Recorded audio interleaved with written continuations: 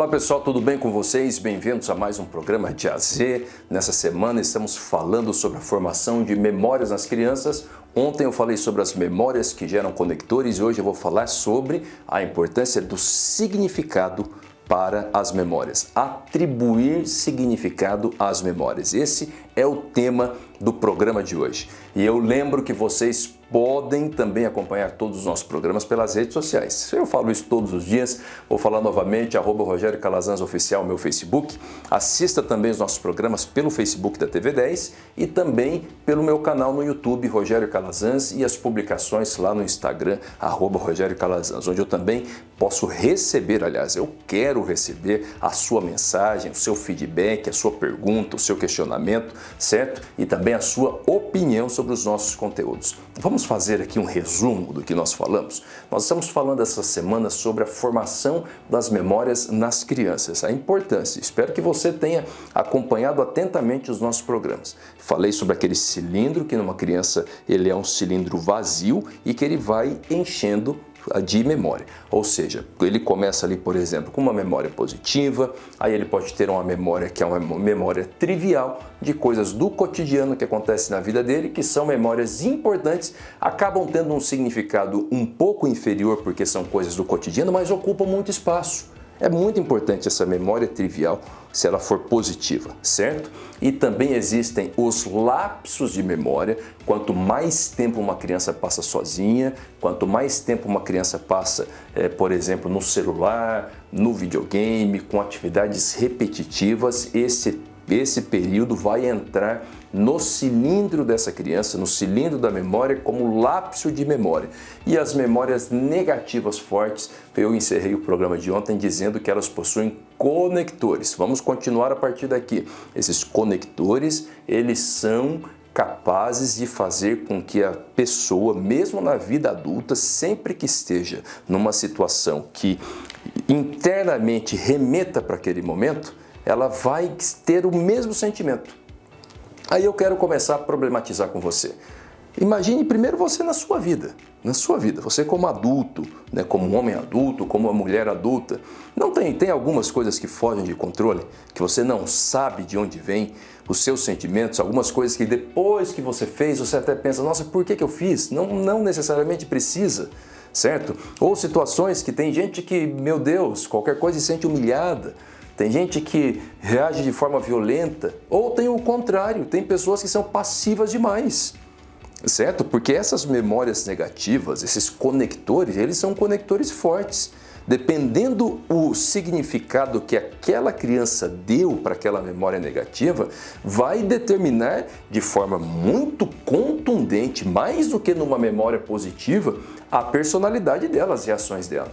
Então, por exemplo, uma criança que se sente humilhada, conforme eu falei para vocês, ela pode tanto desenvolver uma característica reativa, ou seja, de ter uma reação física ou uma reação verbal para se proteger, quanto ela pode desenvolver também uma característica passiva, de ser aquela pessoa passiva que não se coloca em posição de autodefesa, não luta contra aquela posição, e se ela assimila aquela informação, preste bastante atenção no que eu estou dizendo, ela assimila a informação. Pense na criança pequenininha, o pai chega, seu moleque, você não tem responsabilidade. Olha as palavras, gente, vamos pensar nos judeus, por que os judeus falam palavras positivas para os filhos?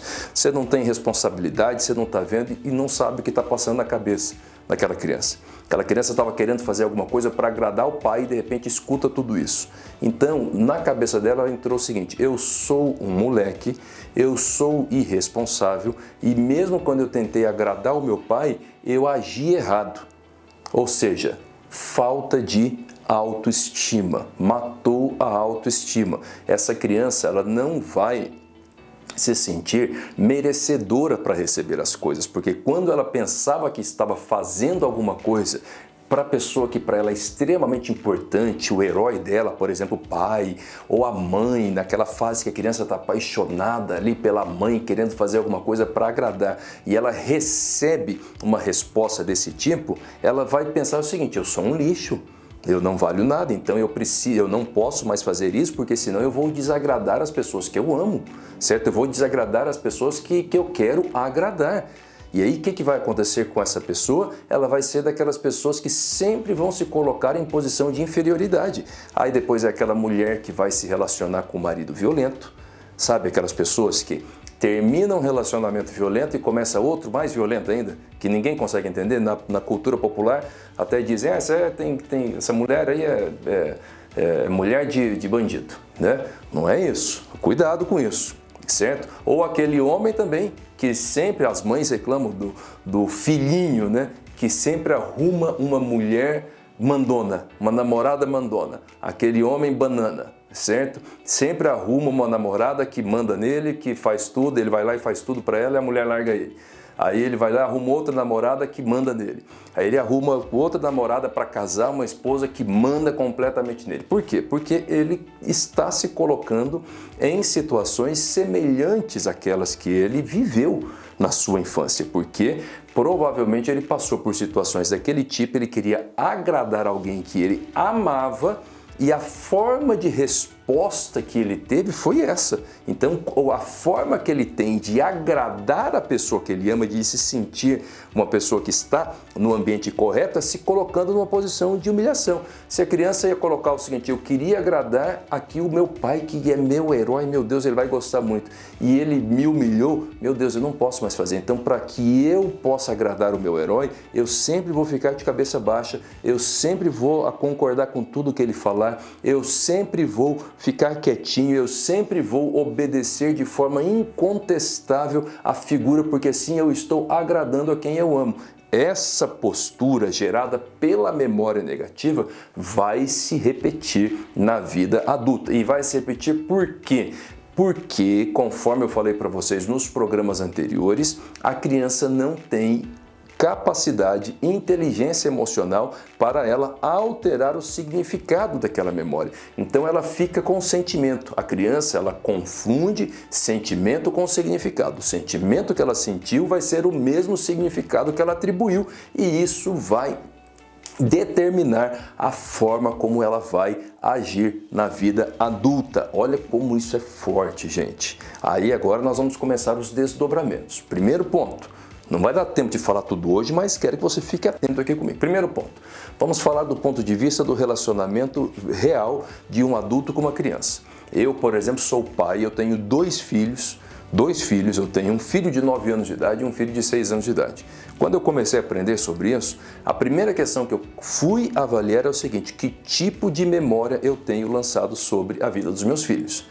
E mais ainda, tem uma coisa boa nisso tudo que eu estou dizendo, porque como o que importa efetivamente é o significado, e como aquele cilindro que eu falei para vocês, ele não pode ser esvaziado, ele sempre vai estar sendo cheio, ou seja, quanto mais memórias positivas a pessoa tem para, na sua vida adulta, quando ela passar por uma situação difícil, esse cilindro funcionar positivamente como um amortecedor, melhor é. Então, se você, por exemplo, observar o modo como você tratou seus filhos até agora e perceber que, consciente ou inconscientemente, às vezes você não tem culpa também, certo? Mas que aquela criança tem muitas memórias negativas, você tem a oportunidade de começar a encher o cilindro da sua criança, dos seus filhos, com memórias positivas.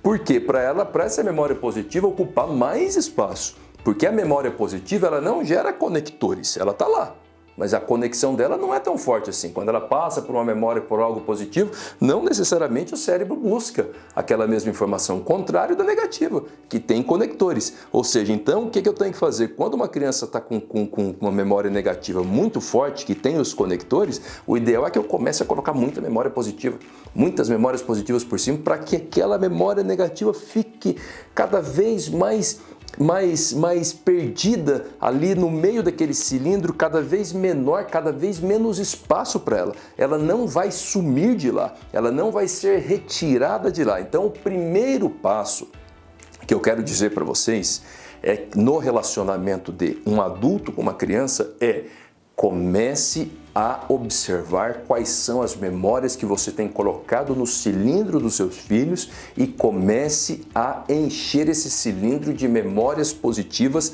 significativas, memórias positivas importantes, memórias positivas que efetivamente ocupem o espaço, ok? Continuo falando sobre isso no próximo programa. Deus te abençoe. Um ótimo dia.